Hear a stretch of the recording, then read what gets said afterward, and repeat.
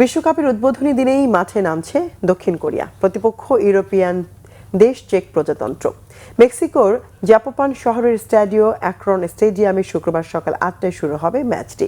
দক্ষিণ কোরিয়ার ম্যাচ দিয়ে শুরু হচ্ছে এশিয়া বিশ্বকাপ মিশন। বিশ্বকাপে এশিয়ার গর্ব দক্ষিণ কোরিয়া। এশিয়ান দেশগুলোর মধ্যে সর্বাধিক ১২ বার বিশ্বকাপে খেলেছে দক্ষিণ কোরিয়া। এশিয়ার একমাত্র দেশ হিসেবে ২০০২ আসরে বিশ্বকাপে সেমিফাইনালে খেলেছে দেশটি।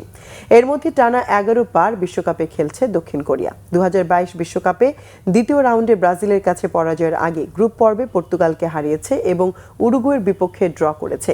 ঘানার বিপক্ষে দারুণ লড়াই করে ৩-২ হেরেছে। এশিয়ান দেশগুলোর মধ্যে বিশ্বকাপের চূড়ান্ত পর্বে জাপানের সাথে দক্ষিণ কোরিয়ার সবচেয়ে বেশি ৭ ম্যাচে জয় পেয়েছে। অন্যদিকে ২০০৬ সালের পর নিজেদের দ্বিতীয় বিশ্বকাপে খেলছে চেক প্রজাতন্ত্র।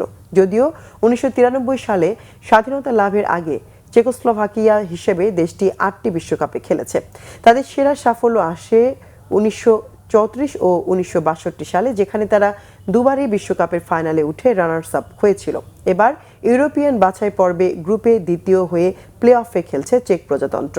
প্লে অফে আয়ারল্যান্ড ও ডেনমার্ককে হারিয়ে চূড়ান্ত পর্বে জায়গা করে নিয়েছে।